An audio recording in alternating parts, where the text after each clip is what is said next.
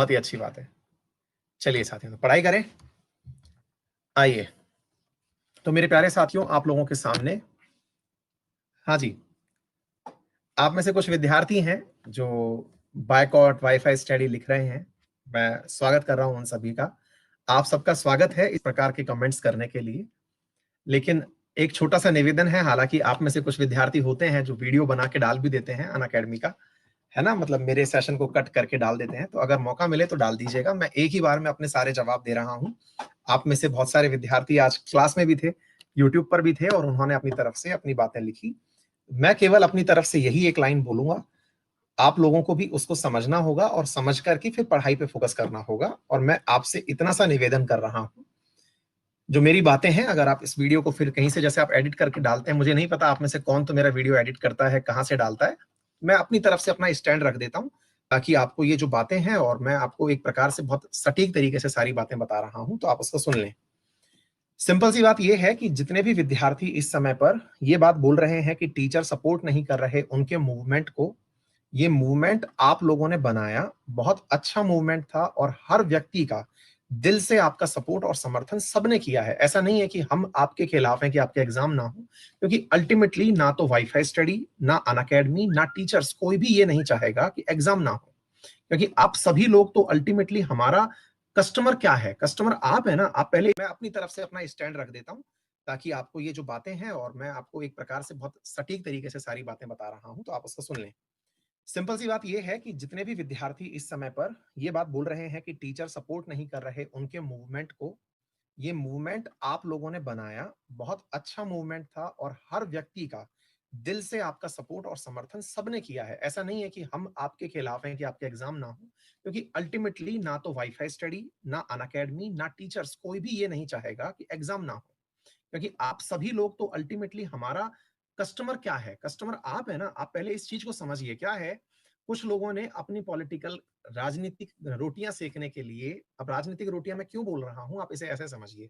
प्यारे साथियों, अनअकैडमी इस समय मतलब बहुत बड़ा ब्रांड बन चुका है। आप इसको थोड़ा सा ऐसे समझने का प्रयास करें।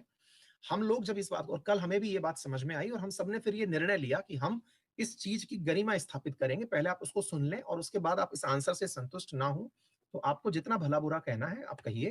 केवल एक पॉइंट समझ लीजिएगा। पहला तो आपको यह समझ में आना जरूरी है कि आप हो, मैं हूं, या हम जो भी हैं, हम इस प्लेटफॉर्म पर इसलिए जुड़े हुए हैं कि हम पढ़ सकें। पढ़ाई इसलिए क्योंकि एग्जाम हो तो हम पास हों। तो आपको क्या लगता है कि आपके एग्जाम नहीं होंगे तो उसका सबसे ज्यादा नुकसान किसको है? पहले हम सरल तरीके से इसे समझते हैं। आपके एग्जाम नहीं होंगे तो सबसे ज्यादा नुकसान टीचर्स का है, सबसे ज्यादा नुकसान कोचिंग का है। आप कहेंगे सर हमारा नुकसान कम है क्या, हमें जॉब नहीं मिलेगी? भाई साहब, अल्टीमेटली जो आप लोग समझते हैं कि टीचर्स का नुकसान नहीं है, मैं आपको उस तरफ नजर डाल रहा हूं।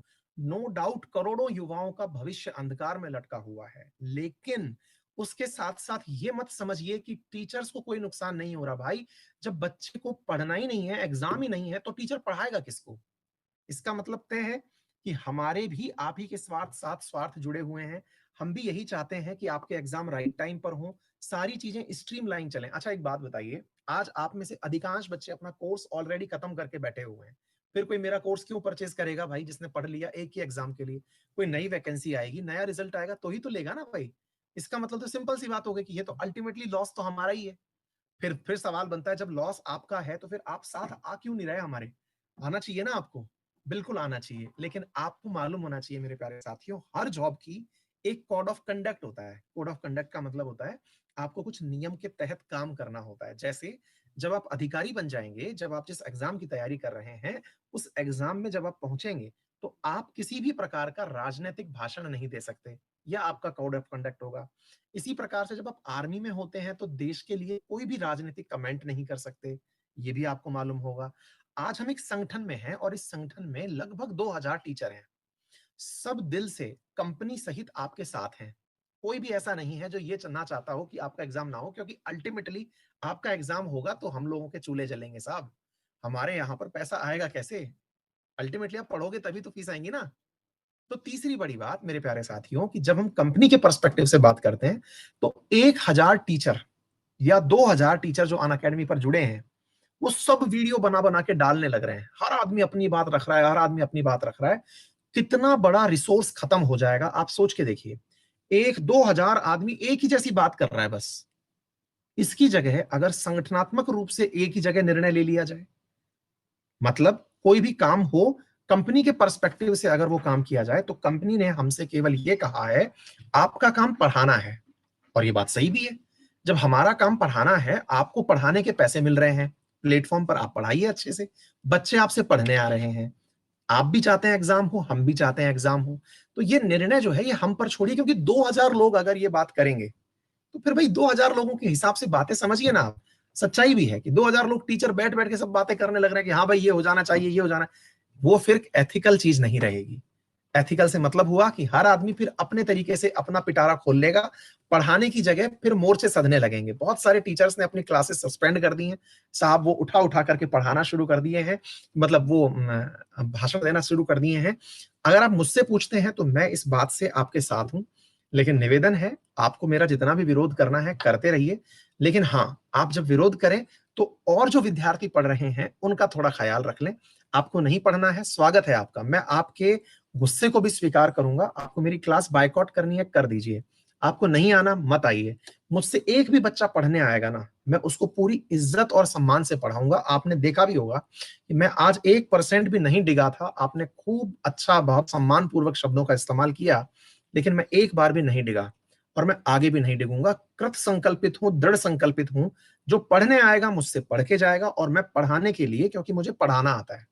मैं नेता नहीं बन सकता, मैं आपका चेहरा, आपके जो नेता बने हुए लोग हैं उनको समर्थन देता हूं कि भैया अपना चेहरा बनाए रखें वो। मैं केवल इतना सा निवेदन कर रहा हूं कि प्लीज पढ़ना हो तो मेरे पास आ जाए, मैं पढ़ा रहा हूं। और नहीं भी पढ़ना हो तो सब 1000 विकल्प हैं, आप कहीं से भी पढ़ लीजिए। आप ज्यादा से ज्यादा यही करेंगे ना, मेरा कैरियर खत्म कर देंगे, कोई बात नहीं सर। कोई एक तो मिलेगा जिसको मेरे तरीकों में विश्वास होगा, मेरे पढ़ाने में विश्वास होगा, आप मुझसे पढ़ लीजिए।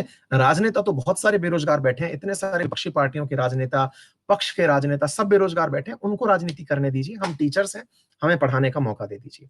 चलिए साथियों, इसी लाइटर नोट के साथ आपसे पढ़ाने की इजाजत मांग रहा हूं। भला लगे बुरा लगे, आपको जैसा लगे कहने के लिए आप आजाद हैं, लेकिन प्लीज पढ़ते समय अन्य किसी को डिस्टर्ब ना करें जी। लॉक, 1 मिनट होल्ड करें, मैं लॉक देख के आ रहा हूँ। लॉक कहां से होगा?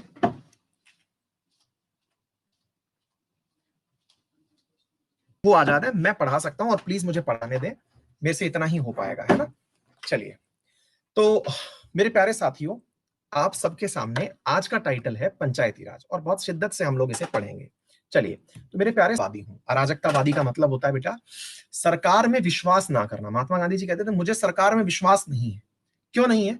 बोले सरकार शोषण का तरीका होती है। ये महात्मा गांधी जी के शब्द थे, और वो अपने आप को एक अनार्किस्ट पुकारवाना पसंद करते थे। लोग उन्हें अनार्किस्ट कहें। अनार्किस्ट का मतलब होता है कि मुझे शासन व्यवस्था में विश्वास नहीं है, मैं ये मानता हूं शासन शोषण का अधिकार है। ध्यान से सुनिएगा, वो क्या कहते थे, शासन जो है वो शोषण का अधिकार है। बोले मतलब, बोले जो भी है, मतलब जो भी लोग शासन में हैं, ध्यान से सुनना, बहुत ही महत्वपूर्ण है, मैंने पहले भी समझाया है, अब भी समझना।